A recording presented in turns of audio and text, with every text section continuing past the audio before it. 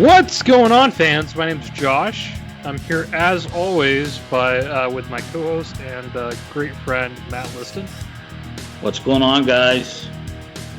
Today we're going to talk about the upcoming video game movies and TV shows, and this is the Nerdflick Podcast.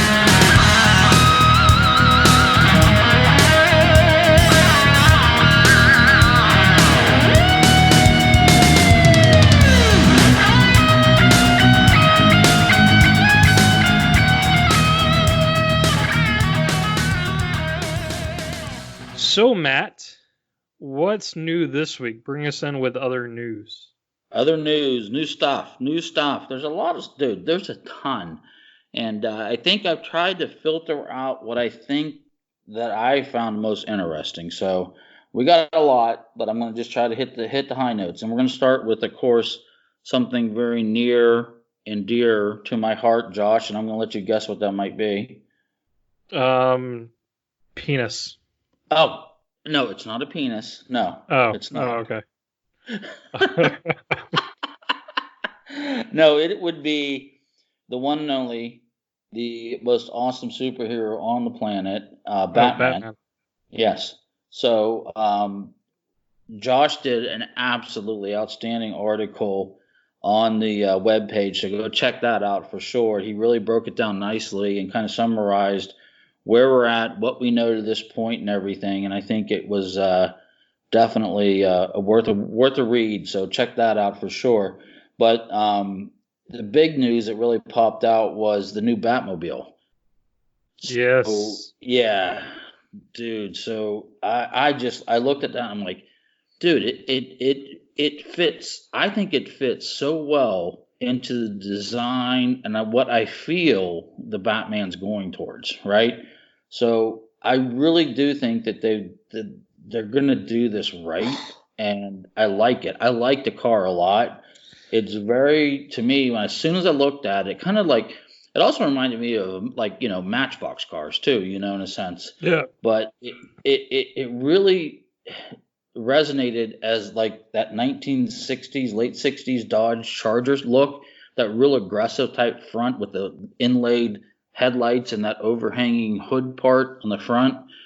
I mean, again, you can't get a full look at everything that's going on in the car, but it doesn't look overly like Batmanish in the sense, like, you don't have the rocket launchers on the side and all the other BS. It looks like a car that has been modified.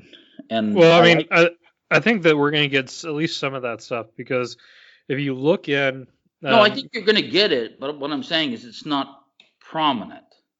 Mm-hmm. You know what I mean? But go ahead. Yeah, no. I think you're right. I think it's going to be more of like a James Bond like type of vehicle, to where to where everything is kind of hidden. But if you look in, there's one shot that's from the back. And if you look in on that shot, you can see a video screen of some sort, if not touchscreen, and then a bunch of like toggle buttons or like press buttons. And so I think that we're going to get a lot of gadgets with this car. I hope so. I mean, yeah, I definitely want to see them. And I think you're right. I think we will see those things. But I think that the package they put it in fits very nicely into what I perceive the genre, or the way they're approaching the Bat's going to go. And it would make sense that it would be more of a and I use the word subdue in comparison to what we've seen in the other Bat cars, like the Nolan car and the obviously the earlier 80s Batman cars and stuff like that. It's definitely going to have. It's just like this car could pass you on the streets almost. You know what I mean? I mean, given it's a little bit more jazzed up than that, I mean, it's stepped beyond Fast and the Furious, but it's still a sweet looking ride though. Well, I think that, I talked about a little bit about it in the article, but yeah, the all the previous cars, like there's a very few select people within Gotham that could afford those types of things, so it kind of pinpoints down on Bruce Wayne. I like the fact that it's a every man car to a point, with with the exception of like the V12 in the back. Yeah. But the car doesn't look too flashy to where you're like, oh well, there's definitely like a billionaire Yeah. driving that vehicle. So that's nice from a standpoint. And then the other thing is that it's practical, right? Like it's something that and functional. Like it seems like they're going for a very comic book accurate Batman and some of the things that we're Yeah. seeing. But it also seems like they're grounding Batman a little bit. And I've seen a lot of people like say that's like too postmodern and things like that, and I disagree. Like I think that the Batmobile shows further evidence that this is going to be a grounded and comic book accurate Batman. Oh, I agree. I think that what you said too is like, no, I just was saying like, to your Josh, I think that it makes good sense because I think that, we're seeing the Bat car probably in its Bat mode. So the car almost, to be honest with you, looks obtainable in a sense to everybody else. Yeah, And I do agree that I don't think that have been, which, I mean, don't get wrong. I think they worked in the premise of the way that they were presenting the Bat in this movie. I think it's going to work great because I mean, look at the bike. The bike is cool. It's completely blacked out, but I mean, outside of the Bat fender on the front on the headlight, it's a yeah, bike. It's a bike. yeah, yeah. It looks like So it looks like a Ducati actually. Like it's yeah. just like a simple bike. Mhm. Mhm. So no, I agree, and I kind of like the subtlety of it because basically I like the idea that this guy he's rolling down in this car and all of a sudden he can just like as you said tons of switches, right?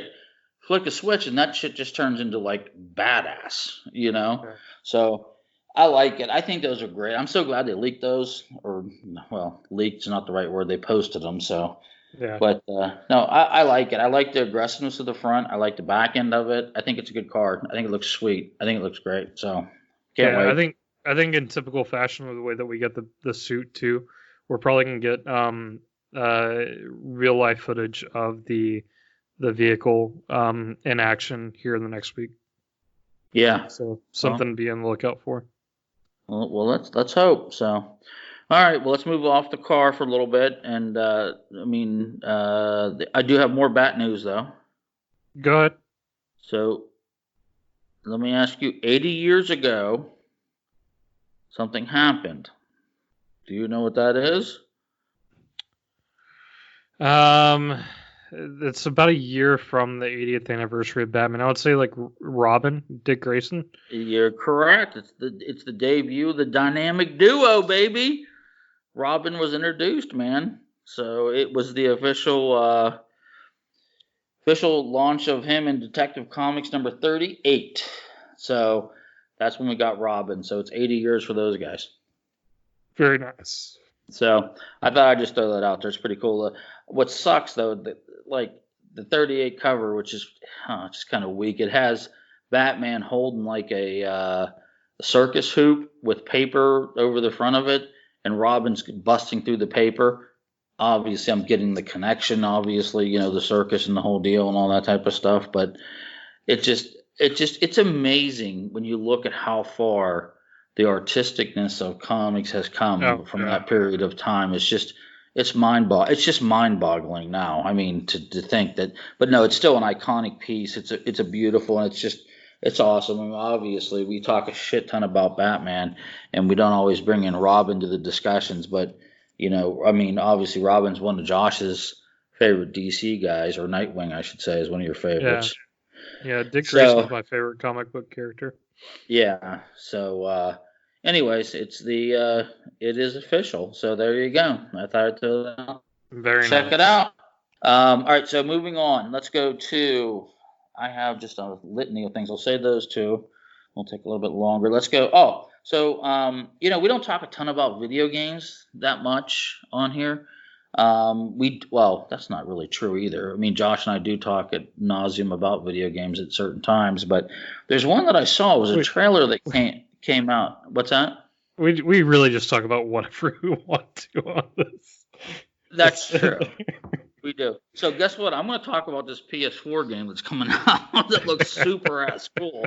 So It's called Ghost of Tsushima, I think. It's I don't know how to pronounce the name completely. It's comes out on June 26th though. And anyway, so it's the story of this one dude, and he's a samurai who basically starts to betray the samurai way in order to combat the Mongol invaders. Dude, the storyline alone is just awesome. So, but the video, if you haven't seen this, go watch it. It's a movie, dude, and the gameplay looks outstanding. So obviously, you can always do the cutscenes for video games and like, oh, that's so cool. But the actual playable pieces that they show too, oh, it looks fantastic. So I don't know. I just saw it tonight. I was just cruising around, saw it. I'm like, man, that's really cool. And I wanted to throw that out there because, I play a ton of video games. I'm sure everyone else listening probably plays games too, but it looks really nice. What's the name of the video game? It just made me think. It's called Ghost of Tsushima, Star Wars game, not that long ago. Well, I got it when it came out. I had it on pre-order. Got that, and I started playing it. And don't get me wrong, I love it. I mean, I do love it because it's Star Wars, but it's not a game that keeps calling me back. Like Spider-Man, Josh and I played Spider-Man. That game kept calling me back until I finished every last little piece of it. This game, like Star Wars, is not calling me back. And today I was sitting around. I was doing work in my son's room, and had a little bit of a break. So I popped on. Dude, it's outstanding, outstanding. Yeah. So check it out. It's a really good game. So, but that other one on the PS4, I like it. Now, something else I saw when we're talking about video games too. And I didn't really want to bring it up too much because I don't know about the legitimacy of this, but there is something floating out there on the net about the PS5, and it shows what they're saying is a PS5, but I can't validate it. But it looks really cool. It has like a digital display on the front that will show your character icon that you have associated with your PS account, and then it has the game that you're playing. And then if someone else joins in, it will put their little icon up there and stuff like that. Again, I guess, I haven't broke down the hardware of what's projected in the PS5, but it's coming. So, it may be legit, it may not be legit. It looks similar in styling. It's like water and thinner and things like that. Yeah, well, they came out with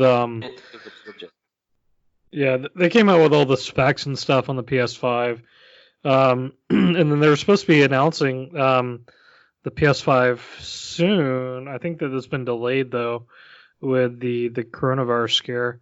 That Sony's going back out. Southwest, I think it's canceled, right? Yeah, I think they were gonna display it over at the PAC East, or PAC West.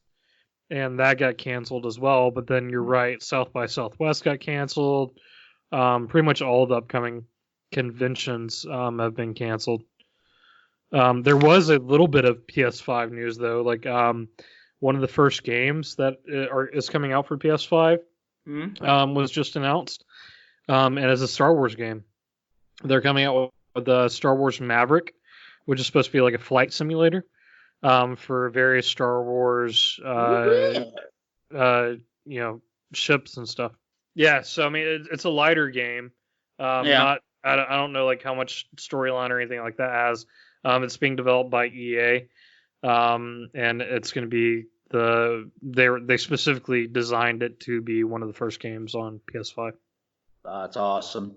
Well, there was an old game that was, oh god, this is really dating me too. I want to say it was, oh god, it may have been in late 80s, mid 90s and everything. All you would see is your arms holding the handles of the TIE fighter, but as you increase, you would keep gaining these tabs. Pretty cool game actually for its day. It really, it's only PC, I believe. It was only on PC. But yeah, it's gonna be sick. I'm looking forward to it. Mm-hmm. All right. off of that, and let's go. Let's go over to quick one here. This is just quick, but Tessa Thompson has confirmed also, if you haven't seen this yet, but Christian Bale is definitely going to be playing a villain in the new Thor movie. Well, good Thor Helm. Good. Nicely played, Josh. Nicely played. I still Mr. Sunday movies, but I'll take credit for it. Who are they rumoring him playing? Do you know? Yeah. Whenever he first came out, they were talking about. I think just because he's got a long face, they were talking about him playing. Oh, what's the character? The horse-like character that looks exactly like Thor. God, I'm blanking on his name. There was a big statue of him in Ragnarok. I can't remember his name, but yeah, it's that character, or there's a character called the God Butcher, and it's one of those two that they're rumoring him for. What's his name? It's something the God Butcher. I can't remember. Okay. Hold on. Even if his name isn't the God Butcher, yeah, how cool of a name is the God Butcher? Yeah. That's like if you took Thor and Conan and you rolled them together into a ball. Okay. That has to be a real name. That has to be. If it's not, they have missed the mark. It's Gore the God Butcher is the guy's name. Okay, so even better. Gore the God Butcher, which that's awesome. Okay, I hope he plays that character. I don't know anything about him, but I'm going to look him up and I'm going to find everything I know about him, and I want him to play that guy. He's the father of the symbiote too. So like all symbiote has came from the loins of Gore the God Butcher. Fantastic. Especially when you use the word loins and God Butcher. It's a complete Conan.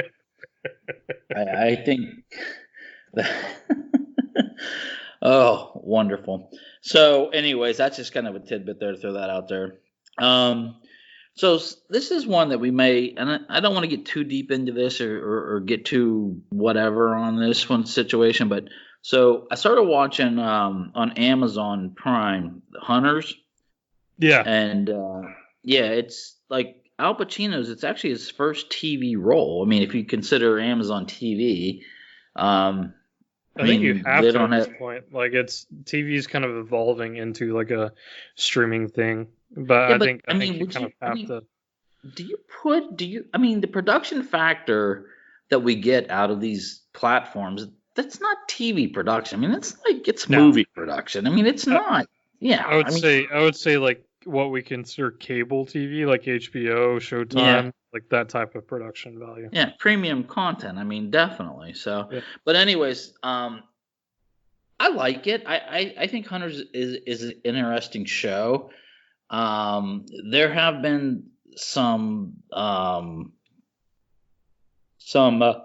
negative buzz on it, and I mean, obviously, the situation is basically in the I believe it's the late 70s, early 80s, right in that period, but where obviously there's still a lot of obviously Nazi people still alive, but also there's a lot of Jewish people that were persecuted at the same time that are still alive. And this is kind of like a network of underground people that are out hunting Nazis, basically. And there was a scene which was disturbing, and I have to say, to me, it was disturbing. And it's one where they had a Jewish chess master that was incarcerated. That's not even the right word to use, I guess. Whatever. I mean, he was in a camp, and the commandant of the camp would call out enough Jewish prisoners to fill a chessboard, a human chessboard, and then they would then play chess, and he would play against the Jewish chess master and force, obviously, the moves to happen, and the Jewish prisoner would then have to take and sacrifice, in a sense, his own prisoners, like the other Jewish people, to the other side of the board, and the other Jewish prisoners would have to kill them. So I mean, obviously, it was a game of chess. This didn't really happen. So this was just it did not happen, but it speaks to the atrocities that did occur, and so he took some flack for that piece, and when I watched that, it kind of really did. It was disturbing, and I kind of felt that wasn't necessary. I think that you could pretty much. You don't have to do a lot to make a Nazi look like a dick. You know what I mean? I don't think anybody's going to be painting a Nazi as the protagonist in any particular storyline. Yeah. So it kind of it brought me it made me start thinking a little bit, and that's scary when that happens. But there was also a little bit of flack with Jojo Rabbit too, and it's like, so how, today, what's, again, in our culture that we live in, and how do you handle this material? I mean, it's like, we've bridged these gaps of trying to make these stories, completely fake stories about things that happened in the Middle East, all the way into the Vietnam, all the way back, into World War I, World War II, all that type of stuff. And there's I don't really know how you can make it so that it's acceptable by all. You can't. You can't. I mean, and as the political correctness has done one thing, and that's been to dull anything that any type of criticism that's not well presented, right? So you've got everybody being outraged over anything and everything today, and because of that, anytime that somebody comes with a criticism, valid or not, it's going to be muffled based upon all the noise of everybody else complaining about everything that comes out. Yeah, I get it. I mean, I understand that, and I mean, it's like, obviously, when I watch it, I have my preconceived things. I mean, I've been to a concentration camp, and it has changed my life and has disturbed me to this day. So yeah. I will never. That is there's certain points in your life, things happen, you do something or this or whatever, and it just resonates and it just doesn't change. I mean, you can't unsee things. You can't, I mean, and so there's things that like that. So I mean, I go in with a kind of a different premise to a degree, but I mean, I definitely think that this type of storytelling should continue. I don't think it should be something that is shut down, but I just don't. I mean, and you're right, Josh. I don't think we're not going to we don't know the answers, and we will never know the answers of what's correct and what's not correct or whatever. But the just to kind of lighten it back up again. But I do think that the show in and of itself is interesting enough to continue to watch it, and it's a good show. And I think they the character building in it's good. I like how they have a whole array of different individuals that are all part of this team that are going after these Nazis and so forth. And it's legitimate, because back in the day, if you remember, we spent a ton of money going out and rooting all these people out of Venezuela and Brazil and South America and every place, so it wasn't this is not an uncommon thing. And like an episode, I think it's episode 1, so I'm not ruining anything for anybody, but like one of the people that they had in there was a woman that worked at NASA who was German, but she basically escaped and came here because of her expertise, went to NASA, but she was the one that I believe, if I remember it correctly, now I've watched it a while ago, but she was one I think that helped create the gas that was used in the gas chambers. So well, yeah, and that's based at least in historical accuracy. Oh, because of no, you're correct. Project. A ton of German engineers and had them come over here and stuff. Yeah, they Project Paperclip was all about that. Was bringing over, between us and I think and Russia was bringing over, German SS doctors and scientists. Oh no, I mean it's as sick as it is. Yeah, that's true. You're right. So, anyways, let's move off of that. It's disturbing, but I just think it's interesting because you see these, like you're seeing Hunter right now, you're seeing Jojo Rabbit right now. I mean, I just don't know if this is something that's going to continue to we're going to see more of. I don't know, but usually when you start to see like a theme, there's usually some other. We're going to get a couple more things. So, but anyways, let's move off of that because that is disturbing. But I wanted to talk about one other thing that came up that I saw too. And this is something that we talked about last week, and I mentioned it, and we talked about it, and I asked you how you felt about Universal in the monster universe. Yeah. So, again, we're going to see the Invisible Man tomorrow. So, yeah. Did you see it yet? No, I haven't seen it yet. Okay, so we'll definitely, next week we will talk about, I know it will be 2 weeks later than the real, but we'll still talk about it. But what I think is interesting is that Universal came out and as part of the monster universe, I was thinking that they might start to tease out, and it looks like they're going to do something else. And they've hired the guy, his name is Robbie Thompson. He's the writer for a show called Supernatural. You ever seen that? Oh, yeah, I love Supernatural.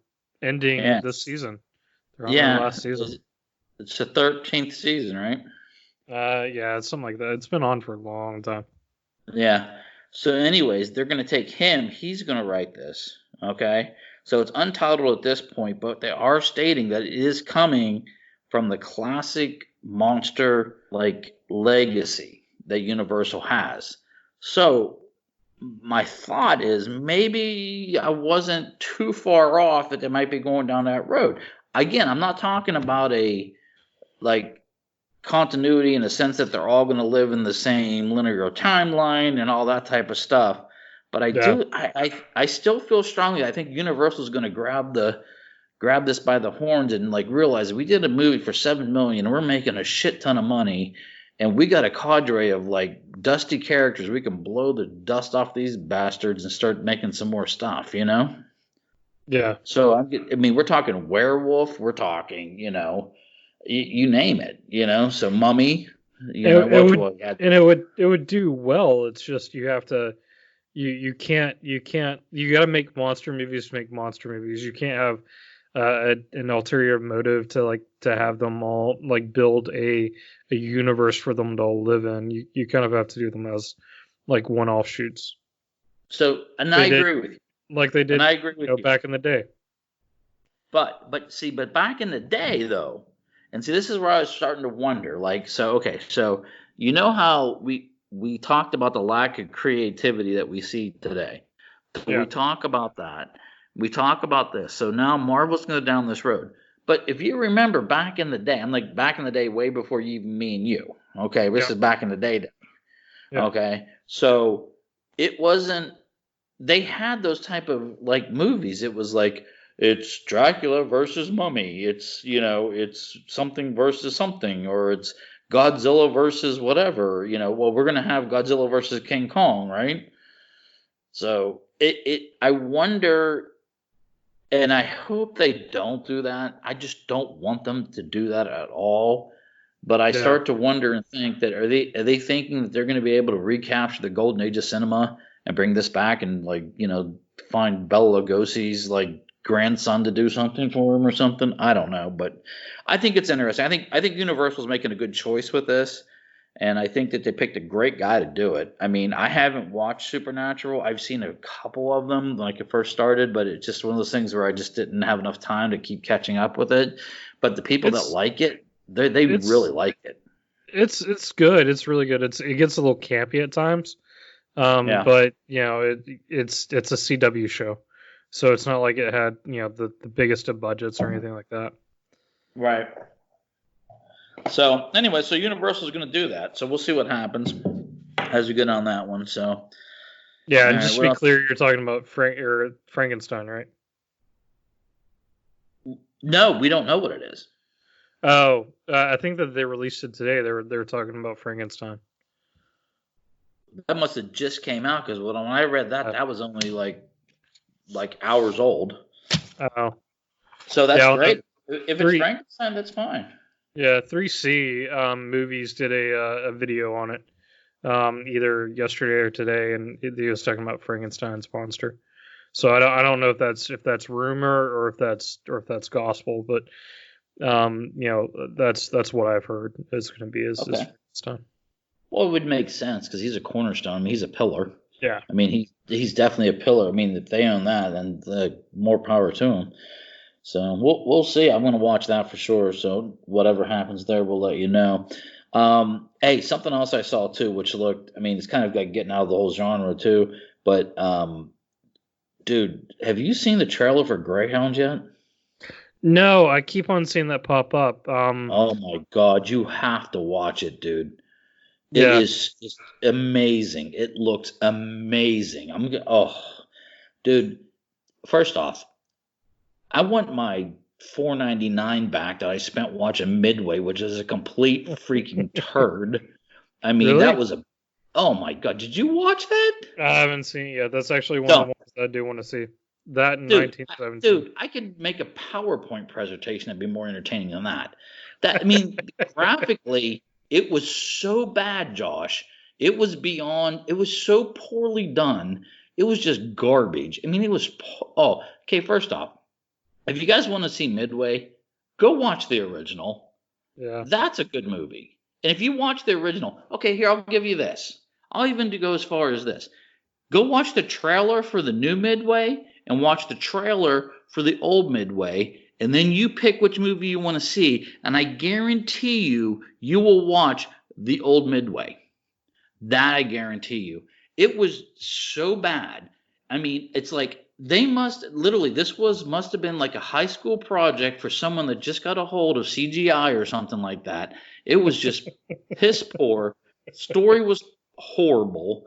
I mean, the story is the story, but the way they developed it and everything was just garbage. But anyways, going back to Greyhound. So Tom Hanks is in this one, and it looks absolutely outstanding. So Tom Hanks is a commander, command ship of I wouldn't say he's an admiral, but anyways, it's the same. It's a World War II piece, and it's dealing with the U-boat situation. And if anybody knows anything about the U-boats, those things were just like they were just like ass kickers with a capital K. So this tells the story about him trying to move this blockade of ships through an area and dealing with the U-boats. And it's based on true events, but he's in it, and it looks fantastic. And Elizabeth Shue's in it as well, and the one Marky Mark's brother, the one that plays the one off of Blue Bloods. Blue Bloods, yeah, him. He's in it too. So it's based on a book. The book's called The Good Shepherd by C.S. Forrester. So I'm going to be honest. Usually with Donnie Wahlberg. Yeah, give credit where credit's due, right? So hold on a second. We had names. I had names. Yeah. And Josh even finished out the name just for I want a ding ding for that. So I don't know. This looks super cool, dude. And the thing is, it's coming out in June, so it's not that far away. and it doesn't seem like there's been a ton of buzz on it because I'm that thinking worries me a little bit. Well, you see, I'm on the opposite side of that, Josh. I'm thinking the studio realizes we don't have to do too much with this. I think this is going to be huge. I think this is going to be a big movie. And you go watch a trailer, and when you watch a trailer, Josh, you tell me what you think, and I guarantee you that you're going to be like, mm-hmm, yep. Now, I don't see who's playing on the German side at all, but I'm thinking this is going to be good. I think we're going to finally get a quality piece that's not a retread, which is a story that hasn't been told on the cinema yet, unlike Midway. But I don't know. I'm excited about it. I love World War II stuff, but this looks really good. So I don't get too excited about a lot, but when I watch the trailer, is that one that like you see, like it was so engaging that you're like, damn, I can't wait to go see this. And a lot of trailers do that, So, but anyways, check it out. Check it out, guys. I think that it'll be a big hit. So, let's see. Okay, I got 2 left, Josh. I know this is new news. So I know I've been running long on my new news today. No, we're doing fine. But I wanted to talk about a show that I've been watching on Apple TV as well. It's called Mythic Quest. Yeah. Have you seen any of this at all, Josh? No, I haven't. It's not getting. I don't know. So basically, the story is Mythic Quest is a game, and the video game is an MMO RPG. Yeah. Think EverQuest. Think Warhammer. Whatever you want to think. That's what this game is.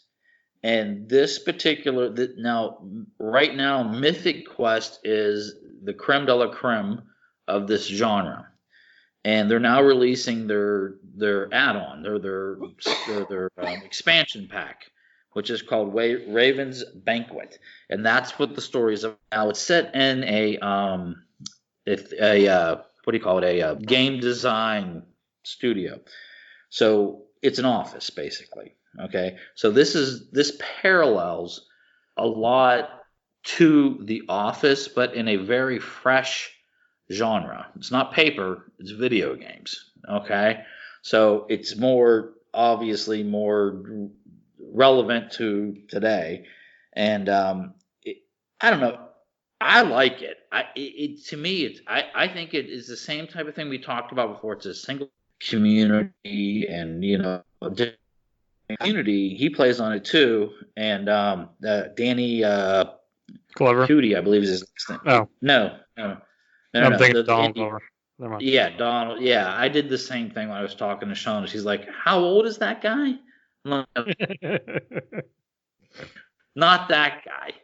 Yeah. It's not Murtaugh. Yeah, Indian kid that played on Community. So the guy that was friends with Childish Gambino. Yeah. So, and by the way, Community, dude, I love that show, man. I mean, I know that Chevy Chase messed up and kind of screwed the show up, and he got kicked off and stuff. But before that show was great, dude. With Mikhail and I mean the whole cast, and and even Miss Marvel. She was in there too, but no, the show was great. I thought it was a cool concept, and it brought everybody around. It brought the guy from Bachelor or not Bachelor part. What is it? The Ken Jeong. The guy that played in what was the movie with Bradley Cooper, and they were all not Bachelor Party. What's it called? I don't remember. Yeah, you have to. The guy had the beard and he had the wolf shirt and everything, and the little naked Asian guy pops out of the trunk and jumps on him. Yeah, The Hangover. Hangover. Thank you. So, anyways, the naked Asian guy. That's him. Yeah. That's Doctor or Professor Chang. Yes. Yeah. No, I got what you're talking about now. Yeah. He was Spanish teacher. Yeah, the Spanish teacher. Yeah, exactly. Yeah. So, anyways, he's not in it, but I'm talking about Community now. But That show was really great. If you haven't seen it, go out and binge that because you'll be entertained. It's just a solid piece of work. It even like everybody from that's like exploded. Like you've got the Russo brothers who directed it. You have Daniel Harmon who was one of the creators who is now doing Rick and Morty. You have obviously Donald Glover who's turned up big. The one girl that played the shy girl on there, I don't remember her name. She's been tapped as, or potentially tapped as She-Hulk now. You've got Chevy Chase. You've got the guy from Hangover. Mm-hmm. It's loaded with amazing actors and amazing producers and directors on it. So no, I agree, and I think it's like kind of like right at the cusp of like all their talent was so bubbling at that point, and then from there, boom, like what you said, so what's happening? Like they all went on and did great things. So, anyways, back to the Mythic Quest though. So the story. His name is Ian Graham, and he is basically the guy that created or visioned the entire. That's what brought about us coming to the sequel and so forth. But there's other characters that they play in there. So we have the one guy, like I said, from Community, just landed and blah blah blah blah blah. And he's really funny, and his character, as this show continues to develop, I think is going to be stronger and stronger. Oh, and a side note, and just not to side note, he is from Pittsburgh too, by the way. So that's probably why the show will probably be very hyperly successful, I think. I don't know that for a fact, but I mean, obviously Homeland did well, and he was in that, so I would assume this would work too. But no, I think it's like it's going to have that same content, and it's like stick with it. It's a little slow out of the gate. Like the first whole episodes of key to the success of this game, and she wants to put one that created the whole universe of all this is like, why do we need a shovel when he wants to create some so it's worth watching on this little guy. He's like 15 years old, but he's a YouTuber, and he talks about the game, and what he says can sway the success of a game or not, right? So it's in kind of a reality sense, and like, that definitely happens in certain things. And this kid is pretty funny, and it's really bizarre because I saw the same actor play in another show called The Sinner, and The Sinner, absolutely fantastic. Josh, did you see both of those? Yeah, they're on the third season now, and the third season's right. They're all good. Yeah, so the dark-haired kid, the boy that plays in the season 2. Yes, in the Senate, right? And he's like part of the cult, whatever thing. Yeah, the product of he plays. Dude, you wouldn't even know it's him. It took me like a second. I'm like, I'm watching this little kid do this. It's the kid, and you're like, wow, it's amazing. I think it looks really good. Apple felt strong enough to renew it for season 2, even prior to season 1 being launched. So, and I think that part of this comes from Rob McElvaney, who plays Ian Grimm on it. Is he also played Mac on Always Sunny in Philadelphia, and the people that wrote that are the ones that are contributing. I didn't watch that Always Sunny in Philadelphia. I don't know if you did, Josh. Yeah, it's a good show. It's funny. Yeah, so that, and I don't know if that same type of humor pulls over, like if it's similar to what is in Always in Philadelphia. No, but so they have a lot of cred behind the show, and I think Apple's really hanging their hat to make sure that that's going to be a good show. So, but anyway, all right, last piece of new news. Has been doing an outstanding job updating and putting out the tweet and all that type of stuff, and I appreciate you guys definitely checking that out. And you put one up about the trailer that's coming out. Oh, Scoob, yeah. Yeah, it looks really good. That looks absolutely great. I have to watch. There's 2 trailers out, 2 separate ones that are out. They're both great.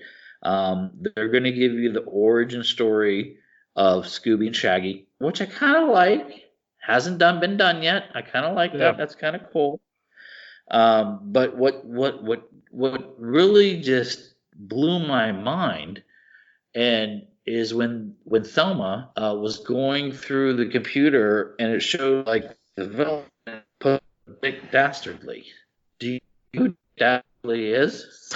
Yeah, so they're from a series called Wacky Racers, I think, back from that era of Hanna-Barbera cartoons. And yeah, I mean, I used to watch all of those religiously, probably on reruns when I was a kid. Josh, you're right. Absolutely. Yeah. Wacky Racers. That's right. It was the Dastardly and Muttley in their flying machines. So it's the same. It's so funny. It's like I didn't think about this for like ever. I mean, it's been years, and I watch it in reruns too. But it's part of that whole Hanna-Barbera family, and I think it's so cool that like obviously Hanna-Barbera is Scooby, right? So Scooby now. But they're reaching Scooby, back. You've got the Snorkels. You've got the Flintstones. You know, there's a wide range of Hanna-Barbera cartoons. But when have you seen it? When has the Hanna-Barbera universe, the HBU, okay? When has it collided? It's happening now. Exactly. So here, Nerd First, right here on the Nerd Force podcast, we are announcing the HBU, correct? Yeah, the HBU. That's what we'll call it. I think it's so cool that there was this guy, and he's the one that always would say like draft, double draft, and then like every now and then it'd be like triple draft, and it's and then the dog would always be in the background going. Yeah, exactly. Yeah.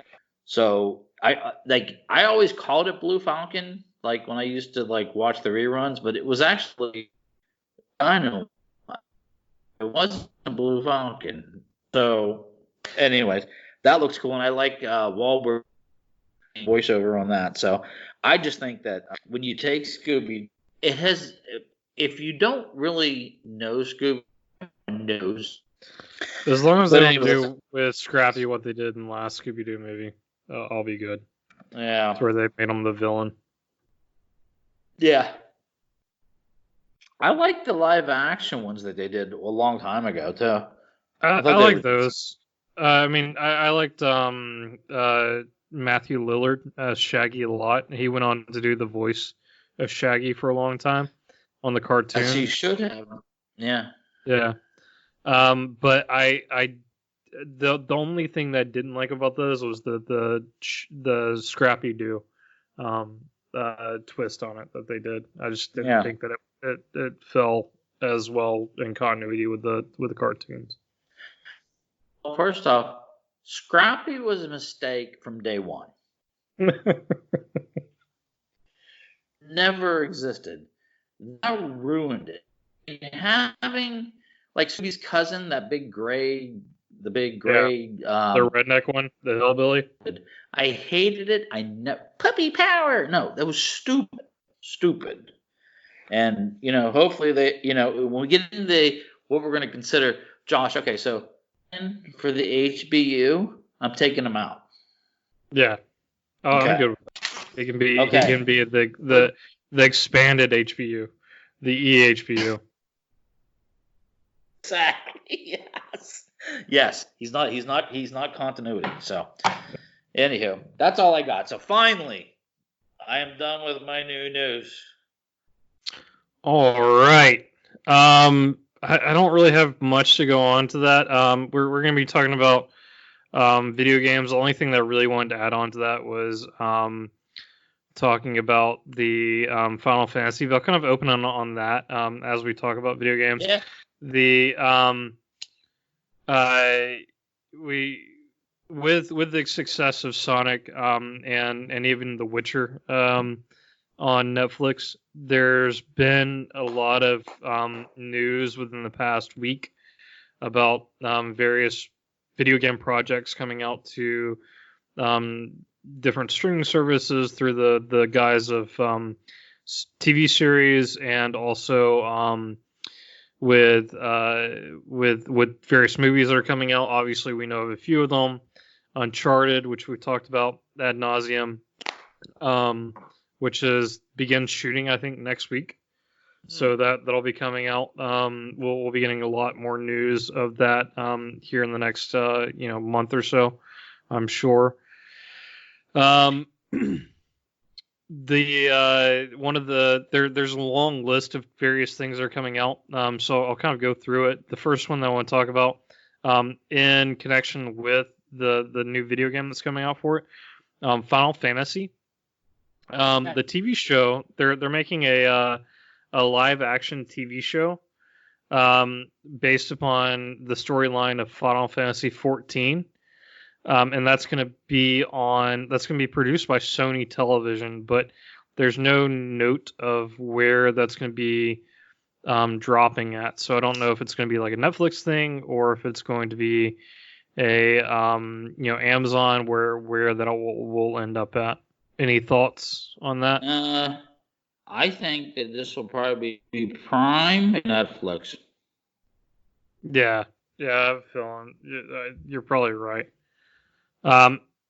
It's done by the same people that did The Expanse and the Witcher. So it's gonna. Then yeah, it would make sense probably. Yeah. I just think they have the money to afford Sony though, because we talk about Final Fantasy, right? Yeah. It's huge here. You're big. You're way bigger than I am on Final Fantasy. Yeah. I'm an early gen Final Fantasy person, but like overseas and so forth, Final Fantasy, like in Japan, is just it's beyond what we can even fathom, and it is that you're right, Josh. It is huge. It's enormous over there. So, but anyways, I just know that from listening to a podcast on Wondery about business wars, and they talked about Sony battling Nintendo and how Final Fantasy came in as a play that made a difference. So, but anyways, no, you're right. I think it will be there. You think so too? Yeah, it'll be. I think it'll probably drop on.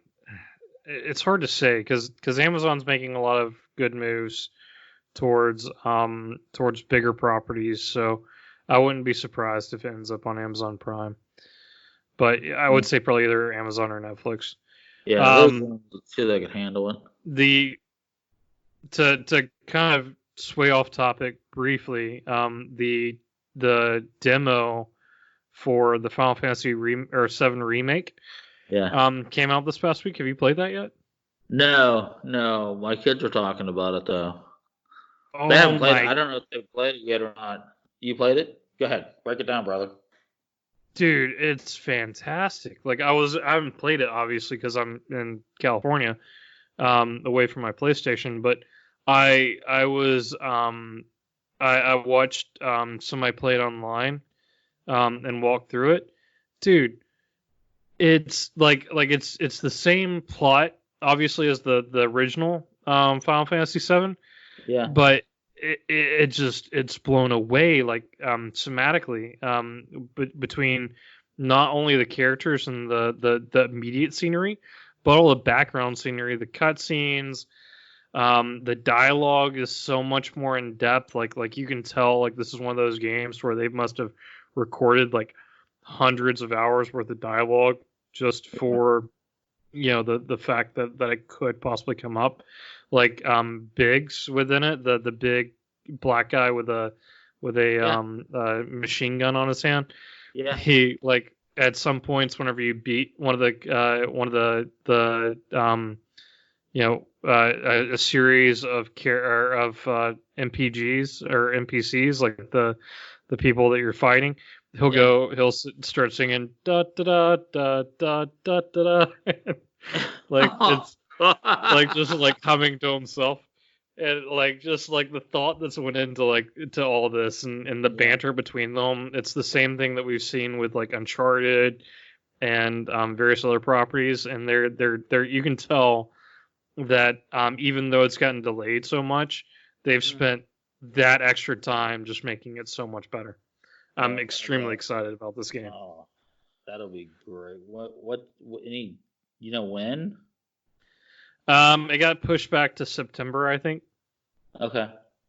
Hey, But hey, I'll push it back as far as you want to. Give me a better game, yeah, if you're gonna That make it a sounds good game, great, though. then That sounds. yeah, I might get back on board with that one. yeah. Moving on. Did you ever play Devil May Cry? Yeah. Dante? It's being Dante is the devil's son. Yeah. And he's going after the devil. Yep. I played that. Yeah. It's being made into a 2D cartoon series or like anime type of series on Netflix. It would pull well into an anime style, not a theme, but a style. Yeah. Well, I think they'll probably do the same thing with what they did with like Castlevania. Yeah. Okay. Yeah. Cool. Super Mario Brothers is getting please movie, a 3D animated movie from the same from the same studio that brought you Despicable Me and Minions. Illumination is making a Super Mario Brothers movie. Okay. Can we talk about the other Mario movie that was released? Do we have to? Okay. I mentioned the word turd earlier. Yeah. And take two turds and put them together, and that's what you get with that. That movie was so bad. Okay. Move on. Don't watch it. I hope this will be better. Oh no, I'm sure with Illumination at the helm, I think that it probably will. As long as they get a good storyline, they'll be fine. Yeah. On it. In the same type of realm, Mega Man is getting very cool. There's one I'm praying you say, Josh, on your list of all these movies, all these games, and if you say it, I'm gonna just tell you that I'm telling you right now, I'm thinking one, and I hope you say it. But go on with Mega Man. I love Mega Man too. I played the crap out of Mega Man. Go ahead. 20th Century Studios is producing a live action version of Mega Man. Sweet. Dude, I love that. That'd be great. I mean, you don't know, I logged so many hours on Mega Man. It's ridiculous. Okay. I don't want to harp on it, but I know you got a ton to go through, so go ahead. Yeah. Tom Clancy's a couple Tom Clancy games are getting live screen or live movies or TV shows. The first one is The Division. It came out a couple of years ago to where you play like a kind of a red team versus blue team type of thing. I think it was Russia versus like kind of a Red Dawn thing, like Russia versus America in like a World War III type of scenario. Did you play The Division? No, it was one of those games I was really interested in. I'm just not a big Call of Duty or like those type of games, like the team deathmatch type of game. I got to be honest with you. I bought it and I was very excited about it. Started playing it, and it just got to the point. It was like sometimes I think games overthink themselves, and this is an example of a game that overthought itself. But don't get me wrong; it has a very strong base. It's a very well done game. It's beautifully done. I mean, contextually, I mean, the gameplay is great, but the thought I just didn't want to have to keep like building shit all the time. You know, sometimes I just want to play.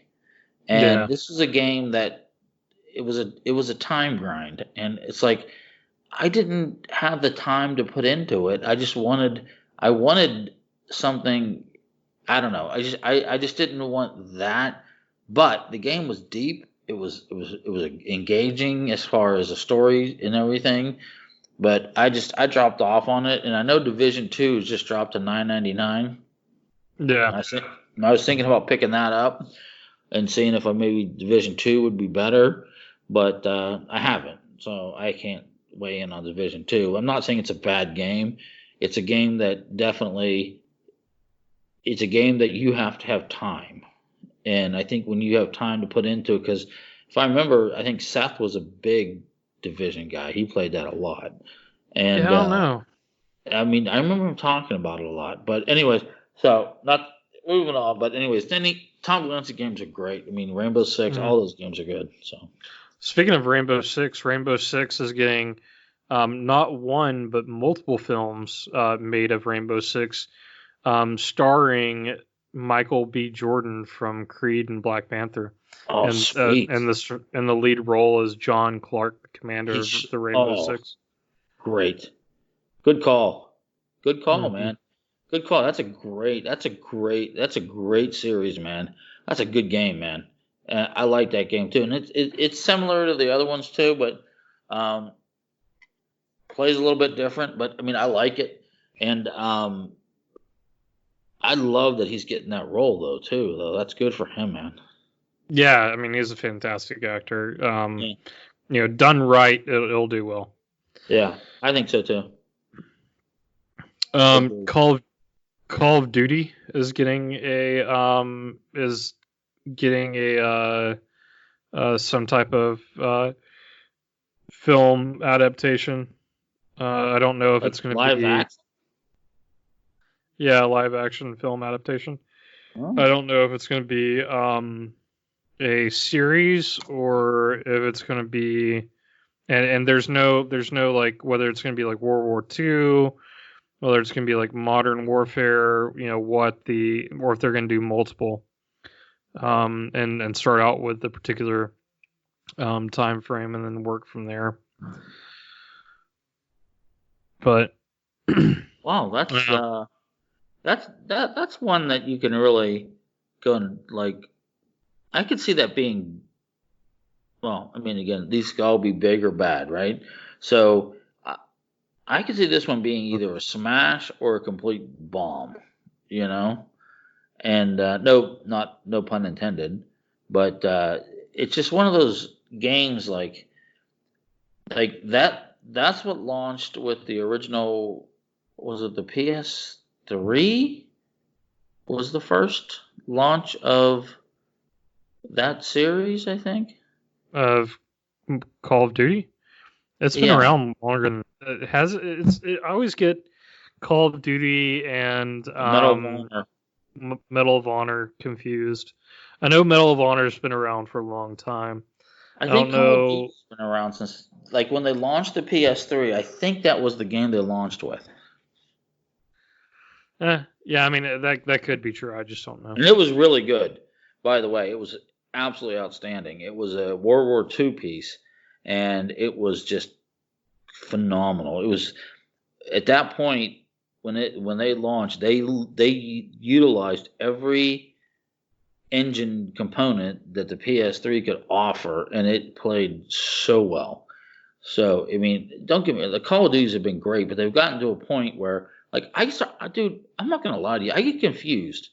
There's Call of Duty Modern Warfare, then there's another Call of Duty Modern Warfare, and then it's like these. They like.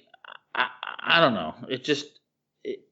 I get they got to keep putting it out, and I don't know. I kind of fell off on a little bit.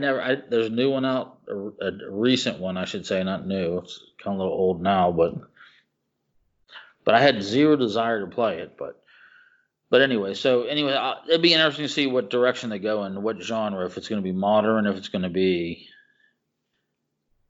WW2 or what. We'll see. Yeah, I don't know. I'm looking at the director right now. The director's Stefano Sollima. Okay. He's done a bunch of movies. I don't recognize any of them. He's done series and movies. Uh, he's doing Without Remorse, that's coming out soon. So if you want to see, what that may be like, that's probably good standard. As he's finishing that up right Yeah. now. Yeah. Cool. Cool. Next game, they're making a Minecraft movie. Okay. Oh, Um, hit Warner pause. Brothers. Hit pause on that, Josh. 1 second. I'm right back. Is that necessary? I don't think so. No. Seriously? Yeah, seriously, it's got a release date of March 4th, 2022. Oh God. Okay. That I'll take a hard pass on. Yeah, probably. I mean, I'll give it at least a chance to see what is coming from it, but yeah, you're probably right. Yeah.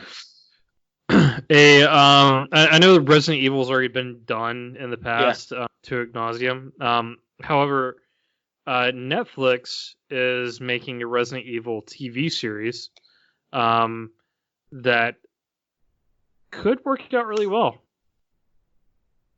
No, I think Resident Evil was groundbreaking when it came out. It really was. It actually really was. The movie or the TV show? The game. All right. The movie or the game? I thought the game. Yeah, no, I agree. Yeah, I mean, it was. It really was. I mean, I love that game. It was a great game. I will definitely watch anything that they do with it because it was so unique. There's been a lot of copycat since then, but I think Netflix is smart with taking that one. If they got the rights to that one, more power to them. I think it'll be good. I mean that is definitely much easier to translate into a TV series than anything else we've talked about. Mm-hmm. So that'd be cool. Any ideas on dates on that? No, there's nothing released as far as dates go on that. Just refreshing. Yeah, no, nothing. Mm-hmm. Just the fact that it's Netflix. It says that the writer and director Joannis Roberts was previously linked to the reboot film. But this, with it being a Netflix series, I don't know if that's still the plan. Yeah, I doubt it. She'll probably get cut. Yeah, probably. Monster Hunter. This is a newer game that's been out within the past on PS4 on the newest generation, but it is getting a series. It doesn't say where. Made by Capcom. Live action or animated? Live action. There are already stills from it. It looks very. The stills look very Mad Max-ish. Yeah. So they're in a desert. All the weaponry is like over exaggerated, similar to what it is in the game. And very like post-apocalyptic or like barbarian in nature. Okay. I mean, I know of it, and I know that it's what I hear people that do play it really like it a ton, and so I think it has a huge fan base. So I think that one could possibly work. I mean, I think the problem with that though, like even with Final Fantasy, when you get into like live, it's like when they carry those like ginormous swords and those ginormous whatever, you can't play that in like live action, And if I'm not mistaken, and I'm sure people will correct me if I'm wrong, but in Monster Hunter, they kind of carry the larger weapon type situation. So I don't know. We'll see how it goes. But I do think that it will do well because I do think people really like it. Ton. Yeah. Here's one that you'll really like. Dragon Lair. Nice. Oh my god, are you kidding me with that one? Yeah, no, it's Dude, Dragon Lair. You're talking straight up 80s. Yep. Featured in Stranger Things season 2 opening. Okay, so let me back you up on Dragon Lair real quick, okay? So it was the first, like, okay, so all those Telltale games that you have, that's what this is. I mean, that's all those are based on. It's like, it is. I remember that video game that at the oh god, I'm so old. But going to the arcade and having that game there, and it was like, okay, so you got to push right, you push left, or you do whatever. It's so funny that even comes up. But I mean, it was engaging.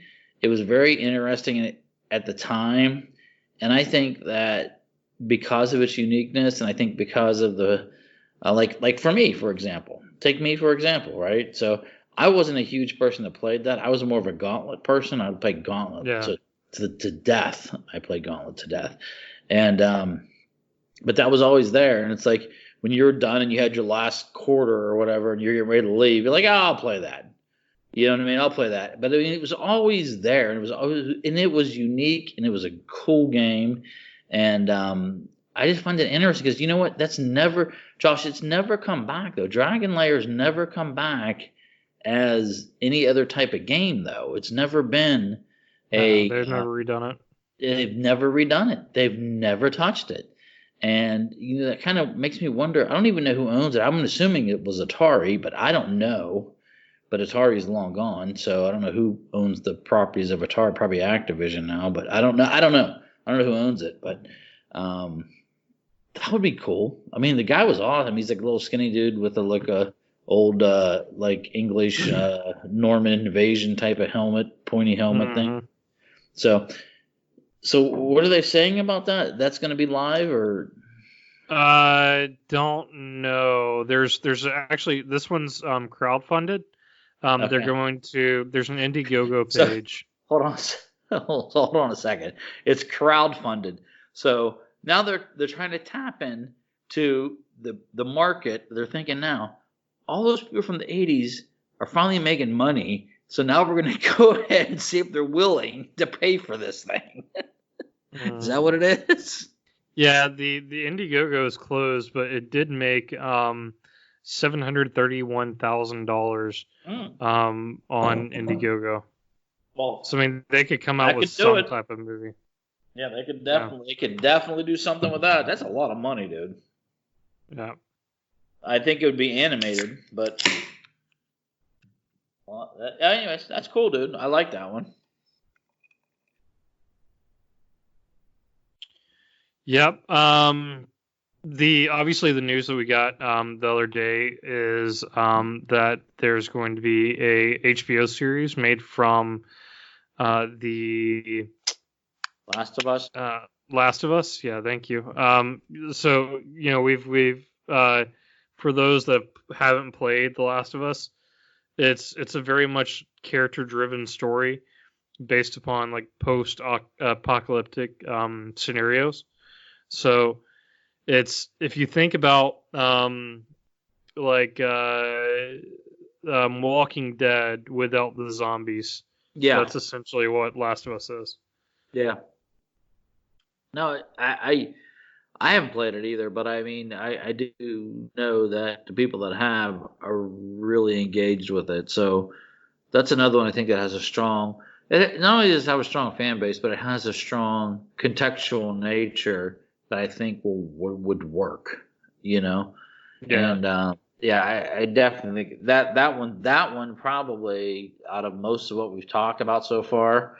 It's probably up there. I mean, that's up there. I put that probably in the top, like 2 or 3 or 4 or 5. You know, so definitely. Yeah. That one's HBO's doing that. Really good. Yeah.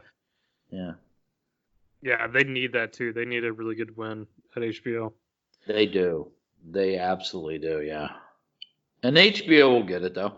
I don't worry. I mean, HBO's been living off HBO money for so long that they can. They first off, HBO needs to step their game up for one, but they have the bank to do it. So I think that HBO would be just fine, and I think they'll be able to do this well. I think it'll work. I think this one will work. Yeah, no, I think this one will work well. There's a Mortal Kombat movie coming. Oh, Jesus help us. Really? It's set for theaters March 5th of 2021. And it began filming in Australia last year. Do we really need one? Dude, listen, if they could do a Mortal Kombat movie well, I would gladly go watch a Mortal Kombat movie. Okay, you saw the last one, right? Yeah, no, I actually enjoyed the first Mortal Kombat movie, not necessarily the sequel that they made of that. Talking about the last one. Yeah, the one back in the 90s. It was horrendous. Yeah. No, the one before it was fine for what it was. For the time, yeah. Yeah, for the time and what it was. No, I agree with you. The first one was fine, but come on, after that that was a cash grab as the day is long. Mm-hmm. So, I mean, no, Mortal Kombat. I mean, hey, they're still making them, and you know what? I'm still buying them. So, I get it. Like, if I'm willing to plunk down $59.99 to get it when it comes out, which I do. So, yeah. But my question is, sometimes the success of a video game does not dictate the success that you may potentially see at the box office or Netflix or whatever platform you choose to distribute this on. Yeah. Yeah, I agree. I think if you put it like on the big screen, it's probably not going to do as well. But if they like release this on, as like a Netflix original movie or something like that, then it'll probably do a lot better. Well, I'll put it this way to you: if they did this on a Netflix and it was even 10 episodes, and it was just like the premise of the fighting of this. I would watch every one of them. Now, well, they did that YouTube series, like a fan made YouTube series. You're correct. That was really good. Like that ran 10 episodes, like live action. Mm-hmm. That was fantastic. Yeah, and maybe they need to look at that and see who did that and think, hey, come on over. But I mean, my point is, like, there's a big difference for me going to pay, whatever it is, $12 to go see it, or seeing it on Netflix though too. And I think that's where the strategic decision has to be made with these type of properties. It's like, okay, some of them have enough value and have enough market share to say, yes, this could make it on the big screen, or yes, this could support a movie, or this could support that, right? I'm telling you right now, that could support a episodic run on Netflix, and it would be a smash for them. Yeah. Yeah, no, I agree. I think it'd do really well like that. Speaking of movies that don't need to be made, Five Nights at Freddy's is getting some type of movie. Now, how about this? I'm gonna give you this. No. Yeah, no. I think that they had their day in the sun, and they, you know what? Count your shekels now, because, dude, just be done with that shit. I mean, come on. That's silly. Yeah. Okay, move on. That's dumb. Did you ever play Dynasty Warriors back on like PS2? Oh my god, did PS3? I play Dynasty Warriors? Dude, did I play Dynasty Warriors? Are you asking that question? Hell yeah, brother, I did. I love that shit. Dude, there's nothing better than mowing down just a sea of samurai coming at you. Dude, I love Dynasty Warriors. And the thing is, and you know what? They kept putting them out. 1, 2, 3, 4, 5. God knows what number they're on now. I have no idea. Nothing changes. No. Same game. Oh, same. Just as good. It's the same game. The graphics get better, but that's about it. Dude, yeah. I love that game. It's like it's a button masher. You know what I mean? And I mean, there are definitely. I mean, I don't want to say button masher, but it is a fast-paced, very in-your-face game where, yes, you can do different combos, and you can do different things like that. Don't get me wrong; it's not a complete button masher in the sense that I'm saying it, but it's like,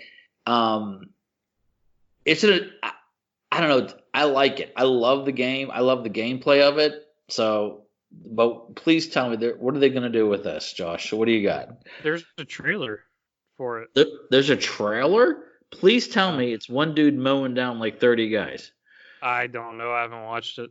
I just started researching this for the episode like right before we started. Oh, okay, cool. I didn't realize there was a trailer, but yeah, there's a trailer. I'll put it up on the Facebook. Nice. Sometime tomorrow. Cool. But yeah, it's live action, produced by China 3D Digital Entertainment Limited. Began production in 2019. Directed by Roy Chow Hin Young. The teaser trailer is to be believed. The film will feature the same sort of over-the-top action that sees the game's protagonist wiping out entire armies with a swipe of a sword. Nice. This is I'm reading from Rotten Tomatoes, by the way. That way I can source them. Yeah. And we won't get sued.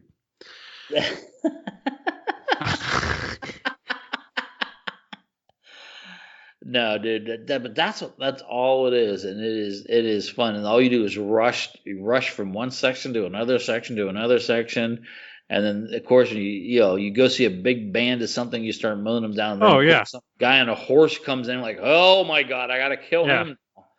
So. Well, yeah, you said it before. Like, there's something so gratifying about being able to have a commander up on a horse and just run through. Yeah. I remember they had the long bow staffs, and you could just go and swing through and just knock down hordes of enemies and just mow through entire armies within 15 minutes. It's very gratifying. Yes. Doom Annihilation is coming out very soon. It's coming out October 1st. It came out October 1st of last year, is what it said. It's got 60% on Rotten Tomatoes, though. I wasn't aware that was out yet. Never mind. Move on, because I have nothing to say about Doom. Yeah. Let me make sure that there's nothing else before I get to the big one that I know you're going to love. Oh, boy. That's it. And then the final one that I want to bring to your attention is a little video game series on the Xbox called Halo. Yay! And it is going to be a series. Likely to premiere in 2021. It's in production now. It follows along Master Chief. Oh my God! Thank you. Finally making his way to our streaming devices. Doesn't say what it's gonna be on. Well, I will tell you right now, I don't give a shit what it's on. I will pay for that. So I'll add the $4.99, $5.99 a month, or whatever it is, to get that. It's got quite the cast in it.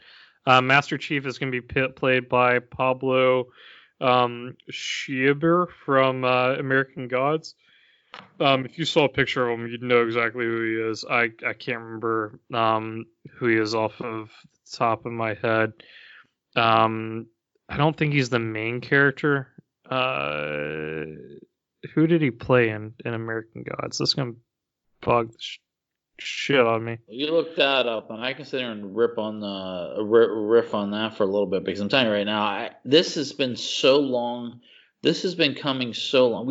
Oh god, we so talked about the whole Halo universe and everything that it contains, and how great and the limitless possibilities that this goes along with this.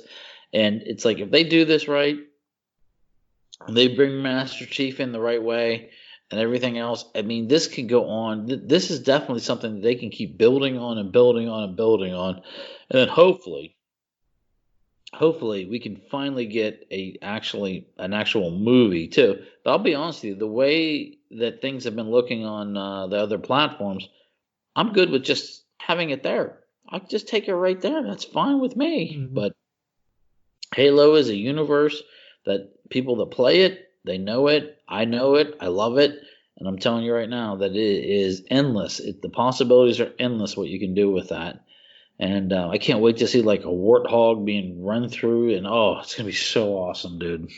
I can't wait for that. That's going to be great. And plus that they're doing it the right way, though. They're not doing it from a universal standpoint. They're doing it, well, I'm making some assumptions here. They're doing it from the Master Chief point of view, which would definitely be what fans want, though, because Master Chief is, I don't care who plays Halo, everyone, and I'm going to go on the record for that. If you play Halo, you love Master Chief. You love Master Chief. And, I mean, that's the dude. And everyone, there's no one that can say anything bad about him, so. Anyways, did you figure out who he was, or? Yeah, he plays Matt Sweeney in American Gods. He's like the leprechaun guy. Oh, okay. Okay. It's being executive produced by Kyle Killian from Awake, and then Stephen Kane from The Last Starship. The series will be produced by Steven Spielberg. Oh my god, are you shitting me? Yeah. No, seriously. Seriously? Yep. Holy crap, dude. And this is gonna be a episodic adventure with him? Yeah, it's some type of series. Wow, dude, that's great. 9 episodes. Oh my god, that's fantastic. And you got okay. I got lots of questions now. I mean, you brought in like A-Rod into the situation, you know? Mm-hmm. Or let me rephrase that. You brought in Andrew McCutcheon of 4 years ago into the situation. So, wow, that's major, dude. That's major. So there's commitment behind this. Big commitment. Yeah. So this is gonna roll. This is gonna be like butter, man. This is gonna be good. This is gonna be real good. Directing the pirate is the pilot, not the pirate. Is the one of the directors of Black Mirror, Oten Bathurst. Nice, very nice. Likely will premiere early 2021. You know, we like if you remember, we were in 19. We were talking about all the stuff coming up. Oh, this is 2020. This is 2021 in the MCU. So it's like when you hear 2020, it's like it's not that far away. Well, it'll be here soon. It'll be here soon. Yeah. It's coming out in like a year. Yeah. Yeah, dude, I can't wait for that. And to hear that gives it so much more credibility too. It's like that means that there's going to be effort and time put into this, and it's going to be done so well. Thank you, Josh, for sharing that with me. I am so happy. I am very, very happy. Very, very happy. I'm ready to get my needle gun out and start shooting things. So. Mm-hmm. Cool. Good old needler.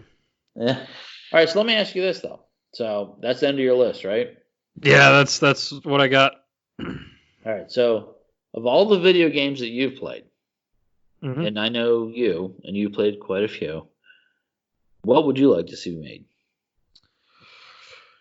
Oh, well, I really want to see a good Uncharted movie. I mean, I know that we're getting one. I obviously we've talked about who we want to be in that movie. What would I want to see done? What do I think could be done really well? You know No, what? it's I not think even what if you you think could gave be done. Don't put that into the equation. Just like no, but yeah, I mean, I would want something. My point is that I would want something to be, I'd want something that I would enjoy watching. And there are yeah, certain games that would be fun to see certain pieces of, but yeah, wouldn't work well as like a full film or like a TV series. yeah, However, did you ever play Ratchet and Clank? yeah. I That did. would be a really good animated movie. Like if you had like Illumination at the helm of Yeah, that. yeah. No, With you're the right. same No, people that did like Minions and stuff like that, that could be a hmm really good movie. no, it could. No, I think that you hit the nail on the head though. That the creative directive of that would definitely, with that power behind that, would work so well. It would really work well. Yeah, yeah. I'm gonna give you two. I'm gonna give you two very distinct and different um, genres.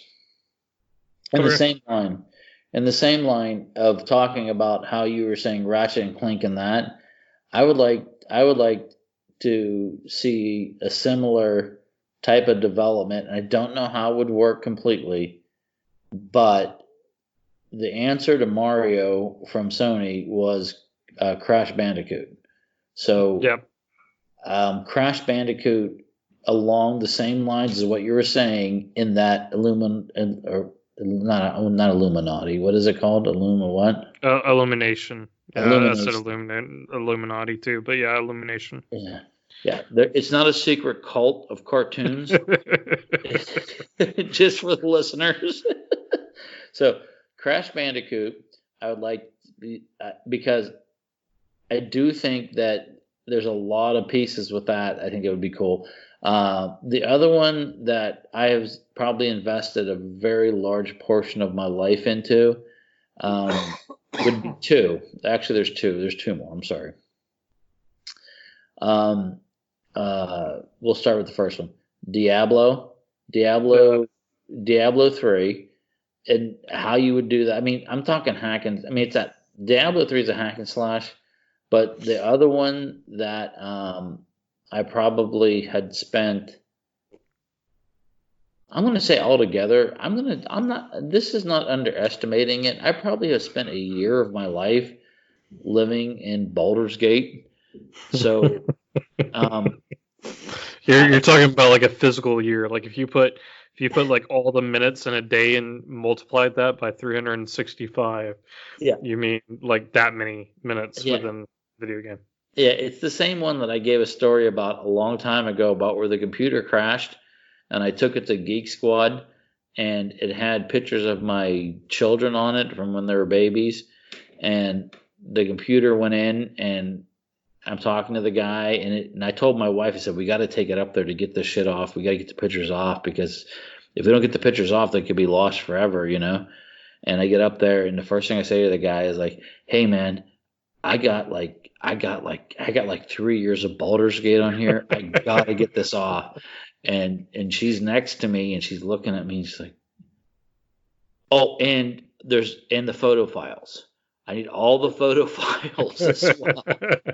So but those are two that I'd like to see. I mean, Baldur's Gate is a D&D product, so D&D doesn't really delve too far into that. And that's something that I wonder about D&D. It's like D&D has had a huge resurgence with the Stranger Things, but outside of D&D did a cartoon back in the day and stuff, but what has D&D done since, right? It's like they have a platform and they have a product. They have books, they have tons of novels.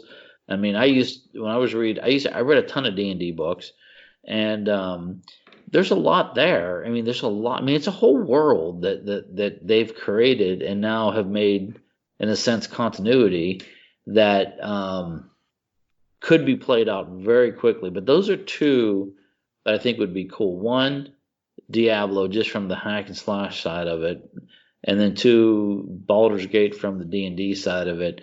But ultimately, those are the three that I'd like to see. I think Bandicoot, Diablo, and Baldur's Gate. Those are my three. So, but I like your. You're talking about Dungeons and Dragons. There's a Netflix movie being made on D&D, like a D&D Netflix movie. Now you bring it out. Now you bring it up. No, I'm kidding. So sorry. So is it a movie about D&D or is it about? No, it's a D&D movie. Yeah. Really? Yeah, D&D adapted movie. Wow, that's cool. I don't know the release date on it. If you can find it on Netflix if you go to Dungeons and Dragons. That's kind of what I've done. But it's on their page, so it's actively like being developed. Huh. So, does it say if it's live or animated? It doesn't say. It just says. I'll read you the description on Netflix. Netflix says, in the Izmir Empire, elite wizards rule powerless commoners. When the Empress vows to bring equality to the land, the evil Profian plots to oust her. Starring Justin Wallen, Jeremy Irons, Marlon Wayans. Marlon Wayans? Yeah. Genres of action, adventure, sci-fi, and fantasy. This movie is suspenseful. Huh. I like it. Yep. When you have wizard saying ouster, then by all means it should be good. And Marlon Wayans playing, I'm sure, like some sort of imp or something. Yeah. Wasn't Marlon Wayans the one that did the oh god. Hold on a second. It'll come back to me. It's one of my son's favorite movies. The one where he plays the midget or like the little midget baby. That commits a crime and then he's Yeah, I know exactly what you're talking about. I don't remember. Dude, it's so stupid. Something the man or like the Little Man. Little Man, yeah. Little Man. And my son said, he goes, dude, you have to watch this. This is so funny. And by the way, it's old. The movie's old. And I'm like, no, I've seen Little Man a long time ago. I said, I'm good. I don't want to see this again. He's like, no, you have to watch this. And he put it on. I remember watching it. And I'm like, you know what? I got to be honest with you. As much as it's funny. It is funny. It is funny. I can't. It's just, I don't know what it is about that movie, but it's funny. I mean, and that's why it's still around, and the kid that's 20 years removed from when it was released still finds it funny. I mean, I don't know. It's ridiculous. But anyways, but Little Man. So I'm not gonna give a full review on Little Man, but it was funny. Watch it.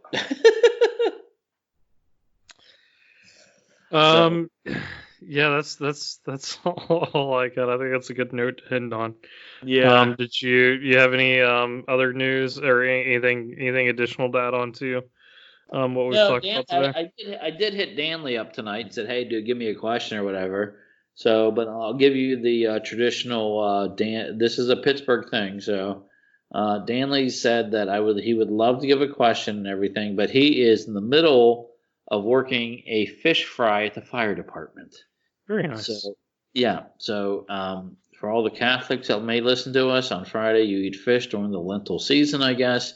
And in Pittsburgh, that's a big thing. Everybody eats fish on Friday, even if you're not. It's just like, I mean, if you wanted to put it this way, if you're in Pittsburgh and you want to go out and have a steak, do it now. You can go to Outback and there's no wait. I mean, no wait. So, anyways, but he was bitching about all the quality of the food. So, but and I thought, wait, I did thought I would irritate Danley. If I may, Josh, if you'll humor me. Go ahead. So, Danley, just for you, there's a new album that just came out by Judicus called Ignatius. So if you know anything about Judicus, which I'm probably my listeners may not know too much about, he's one of the original Rough Riders. He's from Yonkers, New York, and he's a rapper, and a rapper. And anyways, actually, it's not bad. If you like rap, it's a pretty good album. I just listened to it today. Just came out, and it's pretty cool. And Josh, I thought somebody was going to start adding maybe some music stuff in too. So since we're doing it, I'm just going to add a couple of little things that I listened to recently that I liked. The other one that just came out was Stone Temple Pilots released an album. Yeah, and it was without, of course, Waylon, obviously. Yeah. But it's a complete acoustical deal. It's not the Stone Temple Pilots that you've heard before. Really good, dude. Loved it. I actually enjoyed it. First time I played through it, I'm like, not sure. Second time, loved it, dude. It really is catchy. It's melodic in a sense that it definitely lulls you in and it keeps you there.